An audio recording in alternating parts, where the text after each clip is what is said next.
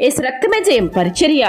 ప్రియ రక్షకుడైన యేసుక్రీస్తు నామమున ఈ ఉదయకాలమున మీ అందరికీ శుభములు కలుగునుగాక. అందుకు నా కృప నీకు చాలును, బలహీనత యందు నా శక్తి పరిపూర్ణమగుచున్నదని ఆయన నాతో చెప్పానని దేవుని వాక్యం సెలవిస్తుంది. నా ప్రియ సహోదరి సహోదరులారా, ఈ వాక్యం మనం ధ్యానించినట్లయితే అలనాడు పౌలు శరీరంలో ఉన్న ముళ్ళును బట్టి ఎంతో బాధను అనుభవించాడు. దానిని తొలగించమని దేవునికి ప్రార్థించాడు. అప్పుడు దేవుడు పౌలును బలపరుస్తూ ఈ మాట సెలవిచ్చెను. కృప అంటే దైవ సన్నిధి, అనుగ్రహించడం శక్తి, అది ఒక బలం. దేవునికి మొరపెట్టే వారికి దేవుడిచ్చే పరసంబంధమైన బలం కనుక నేడే నీవు దేవుని కృప కొరకు వేడుకొనుము.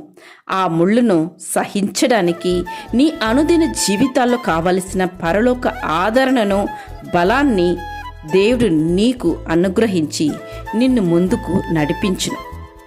శారీర సంబంధమైన ఆరోగ్యము కొరకు నీవు వేడుకొన్నట్లయితే దేవుడు తప్పక నీకు ఆరోగ్యాన్ని కలుగు చేయను. నేను నీకు ఆరోగ్యము కలుగు చేసేదను, నీ గాయమును మాన్పేదను, ఇదే యెహోవాకు అని దేవుడే సెలవిస్తున్నారు.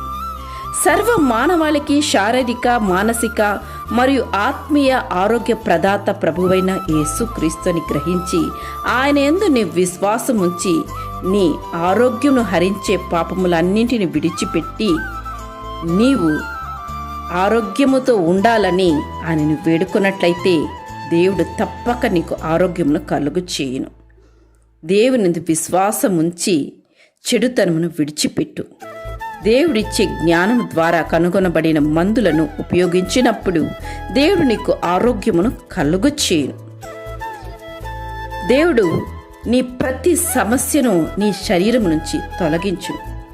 కలువరిలో నీ కొరకు ఆయన చిందించిన ఆ యొక్క రక్తము ద్వారా నీ ప్రతి బలహీనత తుడుచుకుపోతుందని విశ్వసించి నీ భారమును, నీ బలహీనతను, నీ ముళ్ళను దేవుని చెంత అర్పించి ప్రార్థించు.